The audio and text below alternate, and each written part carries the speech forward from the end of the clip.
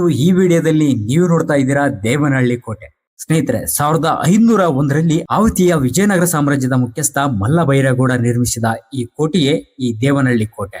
ಈ ಕೋಟೆಯು ಈಗ ಕಲ್ಲು, ಇಟ್ಟಿಗೆ ಮತ್ತು ಮಣ್ಣಿನಿಂದ ಕೂಡಿದ ಕೋಟೆಯಾಗಿದೆ. ಈ ಕೋಟೆಯು ಭಾರತೀಯ ಪುರಾತತ್ವ ಸರ್ವೇಕ್ಷಣಾ ಇಲಾಖೆಯ ರಕ್ಷಣೆಯಲ್ಲಿದೆ. ಸ್ನೇಹಿತರೆ, ಇದು 18ನೇ ಶತಮಾನದ ಮಧ್ಯಭಾಗದವರೆಗೂ ವಿಜಯನಗರದ ಸಾಮ್ರಾಜ್ಯದ ಕೈಯಲ್ಲಿಯೇ ಉಳಿಯಿತು. ಇದನ್ನ ನಂತರ 1749ರಲ್ಲಿ ಮೈಸೂರಿನ ನಂಜರಾಜಯ್ಯ ದಳವಾಯಿ ಅವರು ವಶಪಡಿಸಿಕೊಂಡರು. ಈ ಕೋಟೆಯನ್ನ ತರ್ವಾಯ ಹೈದರಾಲಿ ಮತ್ತು ಟಿಪ್ಪು ಸುಲ್ತಾನನ್ಗೆ ವರ್ಗಾಯಿಸಲಾಯಿತು. ಅಷ್ಟೇ ಅಲ್ಲದೆ ಸ್ನೇಹಿತರೆ, ಈ ಒಂದು ಕೋಟೆ 500 ವರ್ಷಗಳಷ್ಟು ಹಳೆಯ ಕೋಟೆಯಾಗಿದೆ.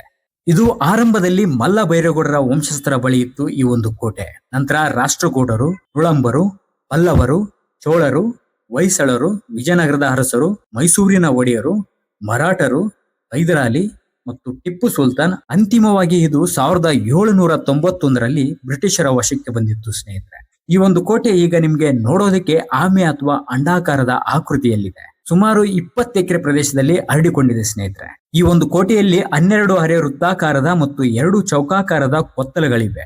ಈ ಒಂದು ಕೋಟೆಗೆ ಪೂರ್ವ ಮತ್ತು ಪಶ್ಚಿಮ ದಿಕ್ಕಿನಲ್ಲಿ 2 ಕಡೆ ಪ್ರವೇಶ ದ್ವಾರಗಳಿವೆ.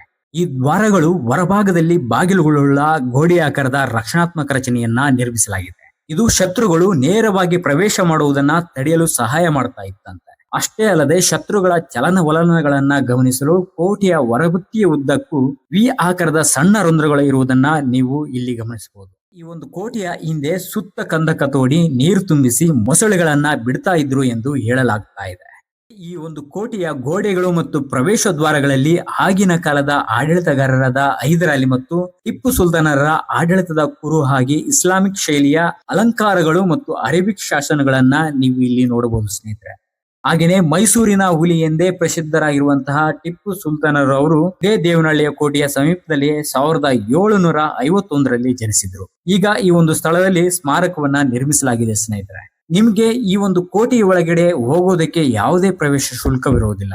ಈ ಒಂದು ಕೋಟೆಯನ್ನ ನೀವು ಸಂಪೂರ್ಣವಾಗಿ ವೀಕ್ಷಣೆ ಮಾಡ್ತೀನಿ ಅಂದ್ರೆ ನಿಮ್ಗೆ 1 ಗಂಟೆ ಬೇಕಾಗಬಹುದು. ಇಷ್ಟೆಲ್ಲ ಹೇಳಿದ ಮೇಲೆ ಹಾಗಾದ್ರೆ ಈ ಒಂದು ದೇವನಹಳ್ಳಿ ಕೋಟೆಗೆ ಹೇಗೆ ಹೋಗುದು ಅಂತ ನೀವು ನನ್ನ ಕೇಳೋದಾದ್ರೆ, ಸ್ನೇಹಿತರೆ, ಈ ಒಂದು ಕೋಟೆ ಕೆಂಪೇಗೌಡ ಅಂತಾರಾಷ್ಟ್ರೀಯ ವಿಮಾನ ನಿಲ್ದಾಣದ ಹತ್ತಿರದಲ್ಲಿದೆ. ಇದು ವಿಮಾನ ನಿಲ್ದಾಣದಿಂದ ಕೇವಲ 14 ಕಿಲೋಮೀಟರ್ ದೂರದಲ್ಲಿ ಇದೆ. ಇನ್ನು ಇದು ಬೆಂಗಳೂರು ನಗರದಿಂದ ಸುಮಾರು 35 ಕಿಲೋಮೀಟರ್ ದೂರದಲ್ಲಿ ಇದೆ. ಸ್ನೇಹಿತರೆ, ಮೆಜೆಸ್ಟಿಕ್ ಬಸ್ ನಿಲ್ದಾಣದಿಂದ ದೇವನಹಳ್ಳಿಯ ಹಳೆ ಬಸ್ ನಿಲ್ದಾಣಕ್ಕೆ ಈ ಒಂದು ಪಯಣವು ಸುಮಾರು ನಿಮಗೆ 1 ಗಂಟೆ ಅಥವಾ 45 ನಿಮಿಷಗಳು ತೆಗೆದುಕೊಳ್ಳಬಹುದು. ಸ್ನೇಹಿತರೆ, ಇದಾಗಿತ್ತು ನನಗೆ ಗೊತ್ತಿರುವಂತಹ ದೇವನಹಳ್ಳಿ ಕೋಟೆ ಬಗ್ಗೆ ಒಂದು ಮಾಹಿತಿ. ಸ್ನೇಹಿತರೆ, ಇದೇ ರೀತಿಯ ಹಲವಾರು ವಿಡಿಯೋಗಳನ್ನ ನೋಡುವುದಕ್ಕಾಗಿ ಈ ಕೂಡಲೇ ನಮ್ಮ ಯೂಟ್ಯೂಬ್ ಚಾನಲ್ಗೆ ಚಂದಾದಾರರಾಗಿ. ಧನ್ಯವಾದಗಳು.